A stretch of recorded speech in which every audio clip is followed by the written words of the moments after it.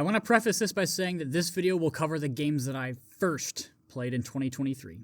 Very few of these games actually released this year, but I wanted to make a video briefly ranking the games that I've played for the first time this year. I'm doing this because I don't want to talk about games that I've replayed this year for a video, or games like Smash and Mario Kart that I've been playing for a while now. This just seems like the easiest way to do it. Anyway, here's a list of the games that I'll be talking about in this video. There will be very vague spoilers in the video, but nothing compared to my usual reviews. I'm Ouroboros. Let's talk.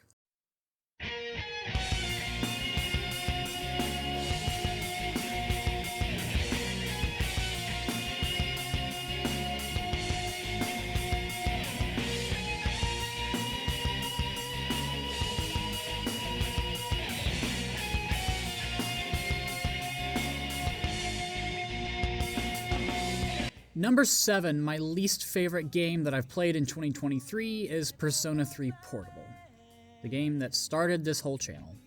I was really excited to try out P3 after finishing P5, but it really disappointed me.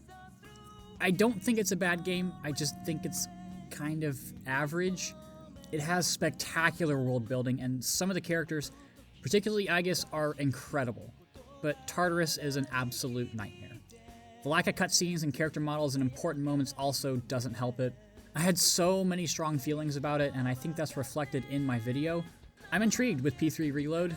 From the trailers I've seen, it looks like they're doing a lot to help pull it more in line with modern games. However, I really love the themes presented in Persona 3.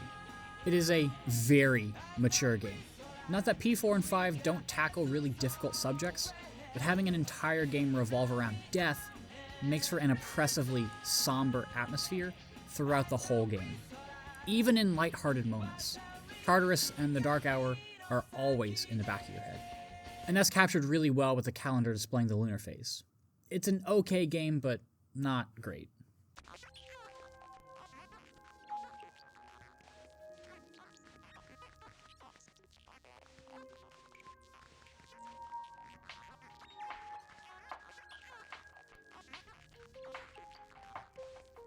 Number 6, Metroid Prime Remastered. I debated putting this on the list because it's just a remaster of a 20-year-old game, but it's my list, so I make the rules.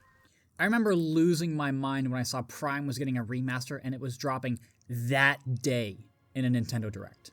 It was such an awesome surprise, and it was only $40, which is a very un-Nintendo thing to do, but I had so much fun revisiting the world of Talon 4. The game looks gorgeous. Like, seriously, the original honestly holds up pretty well, which is weird to say for a GameCube game, but it does. So seeing this much of an upgrade on the Switch is really incredible. I don't know what coding wizardry they're using over at Nintendo and Retro, but it's working. The gameplay loop is tried and true Metroidvania, but some of the item progression gets a little excessive with the backtracking, especially because Magmoor Caverns is literally just a straight shot from one end to the other. But the world is so fun to navigate, and Samus controls so much better thanks to the new twin stick controls that it's a little hard to complain. Of course, my favorite part is the storytelling. I love slowly piecing together the events that led up to your eventual landing through all of the optional logs. It's a lot more ominous and mysterious than just outright being told what happened. There's a place for explicit storytelling, and there's a place for implicit storytelling. And I think this jigsaw puzzle approach is perfect for a Metroid game.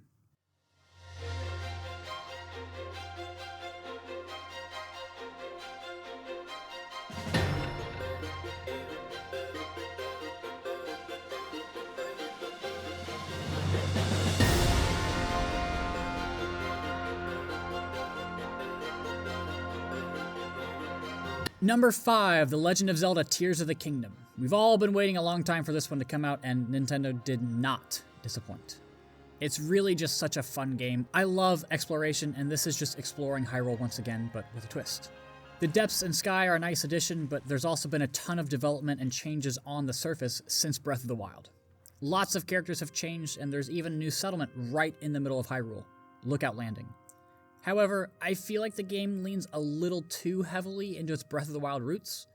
I don't think you can really get the full effect of the game without playing its predecessor, which wasn't an issue with me considering I've dumped plenty of time into Breath of the Wild, but I think that means the game won't age very well. Majora's Mask didn't have this issue because while the character models were all the same, the Termina counterparts were different people, and the world was different, and the story was different. Tears of the Kingdom doesn't really have this. It's a similar story in the same world with most of the same characters.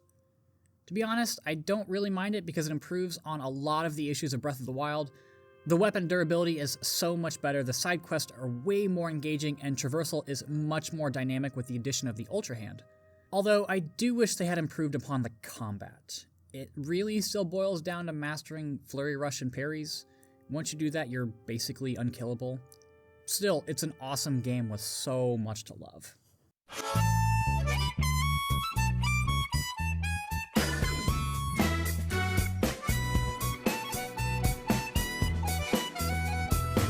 Number 4, Persona 4 Golden. God, it pains me to put this game at number 4 because it's so good. It's so good.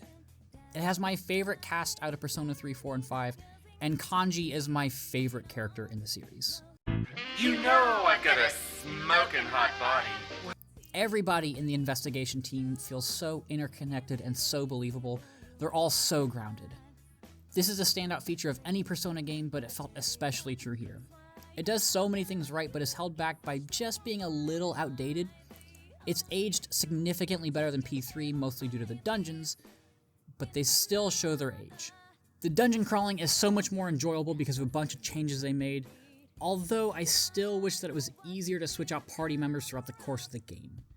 Inaba can feel a little lifeless at times outside of the main cast. It's a small rural town that's rocked by a series of bizarre murders, but really outside of that, there's not much going on. There's not a ton to do in the real world. Really just hang out with friends at Junes or along the floodplain. I know that's kind of the point. Inaba is supposed to be a little boring to contrast the serial killer case, but I would have liked just a few more things to do. Really though, it's such an immense step up over P3, and it's an incredible game that so many people should play, especially now that it's on modern platforms.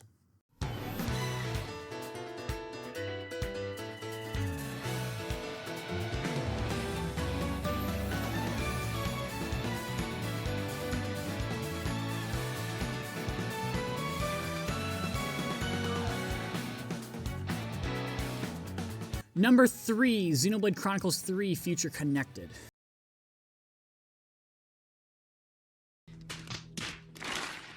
Is it only a DLC and not a game? Yes, but it's longer than many games out there, so I'm counting it. Xenoblade is my favorite series. I've been hooked for so long now that this was the perfect way to cap off the numbered trilogy. And it really comes down to one reason. Fan service, but not the fan service you're used to. It treats all of the old characters and references with so much respect and reverence. It's an homage to the entire Xeno franchise, and feels like the culmination of everything Monolith has done up until this point. The characters are so dynamic and the party is so well-rounded.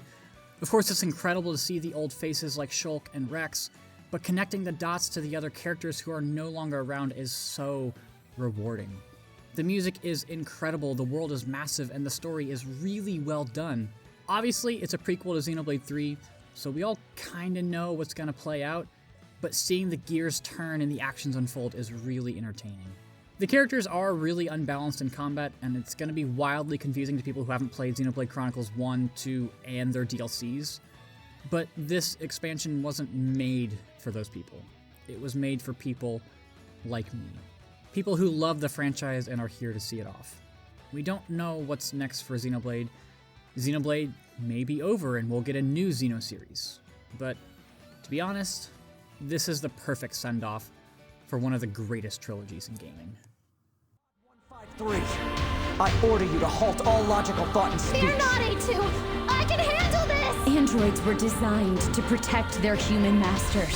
Even if it's pointless, you still have to do it! You two are the last remaining members of Yorha. That's not the operator. It's... Number 2, Nier Automata. This is a really special game. When things are going right, everything just clicks. The gameplay, the music, the story, the world, everything. There's so much beauty here in all 3 routes. The hack and slash gameplay is so fast paced, there's so much going on, there's so many things you need to keep track of, there's so much customization. Platinum really knows how to develop these types of games. The story is full of twists and turns and heartbreaking and intimate moments. It's such a massive juxtaposition from the gameplay, and that really gives the game, and you, time to breathe and recompose yourself. It is deeply rooted in existential philosophy. You can't play Automata and not think about it. It bores its way into your psyche and lodges into your thoughts. The only real gripe I have with the game is that the second route is just not interesting enough. It's not different enough from the first and is therefore repetitive. But even replaying those missions are still fun to a degree. You're given new game mechanics to explore and new side quests open up. All of this wraps around many of the hardest choices I've ever had to make in a game, many of which are devastating. But the real treat is the final ending, which I think is the greatest and most tangible moment in any game. It's a remarkable accomplishment, yet still falls short of the #1 spot.